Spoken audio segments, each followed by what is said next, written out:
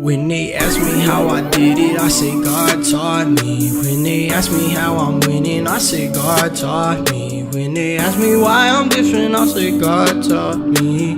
This my time to get it. God taught me. When they ask me how I did it, I say God taught me. When they ask me how I'm winning, I say God taught me. When they ask me why I'm different, I say God taught me. What's up? Welcome back to Memoirs of an Insecure Girl. I'm your girl, Courtney.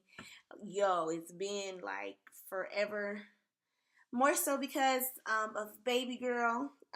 Just taking care of her. So I just want to tell you guys I miss you. It's been a minute since I did a video, but I'm so happy to be back. And so I'm going to jump in with the title, and we're going to be talking about death to compromise.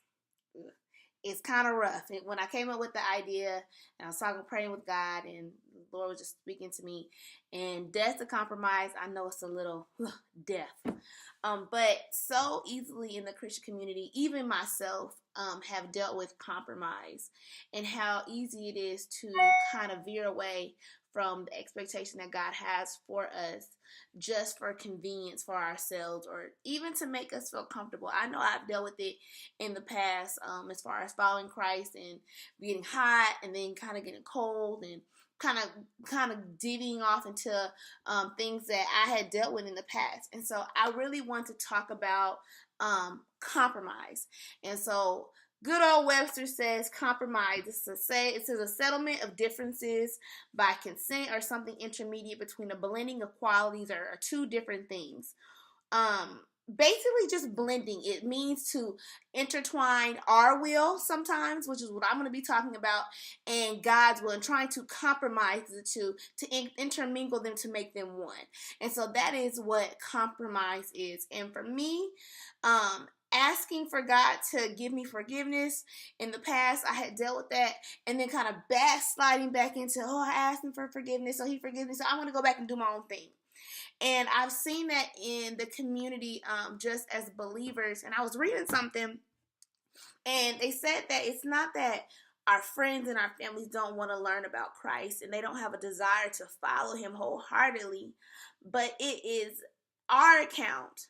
It is our account to not stay. Granted, are we going to be perfect always? No. But it's when people see us compromising and saying that we love Christ, and I've seen it on occasion that people are drunk and they're sprawled out, or they're saying that they love Christ, but they don't look like Christ. Their attitudes aren't like Christ. They're cussing somebody out. That is what it means to compromise. When the Lord says, to be forgiving and to love those that hate you, or those that persecute you, and you're killing them on Facebook, you're killing them on Snapchat or whatever, but you say you love the Lord. Those are just a couple of examples of what it means to compromise. Matthew 6:24 says, no one can serve two masters, for either you'll hate the one and love the other, or you'll be devoted to the one and despise the other. You cannot serve God and wealth. And so in this passage in Matthew, God is talking about you can't have two masters. You cannot be your own master. You can't say, okay, I love the Lord. However, the Lord has told me not to do this.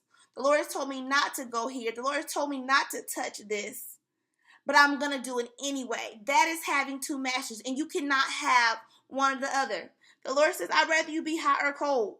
He says, because if you were, I wish you were just one, because he doesn't want lukewarm. He doesn't want us to be semi. Think about your own relationship, and you think about the relationships that you have with people. I don't want my husband to just love me somewhat. I want him to love me fully. You have a best friend. You don't want your friend to just like you somewhat. You want to know that you can trust him with anything. And that's the same thing the Lord wants from his children. He wants us to be devoted. Does he know we'll mess up? He is a God. He's a God of grace.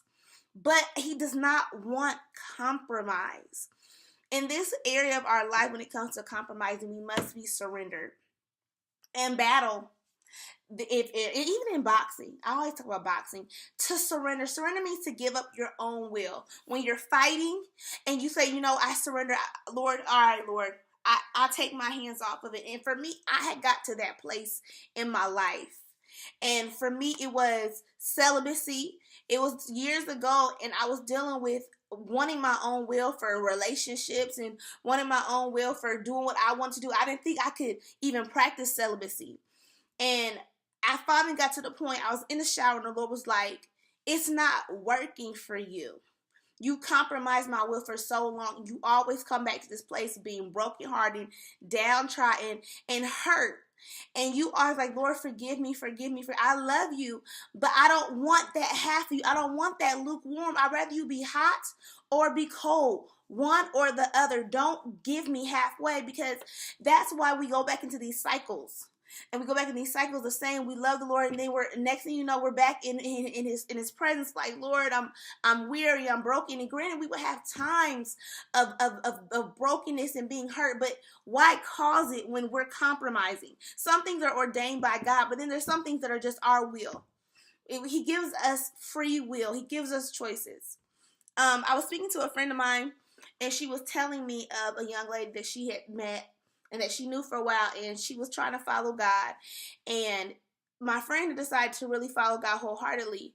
But the other girl, she had got back into her own thing. She had got into sex trafficking and homelessness and just a matter of things, and abuse in all manner. And she saw the girl, and the girl was back in that lifestyle. She said her heart was just broken for her.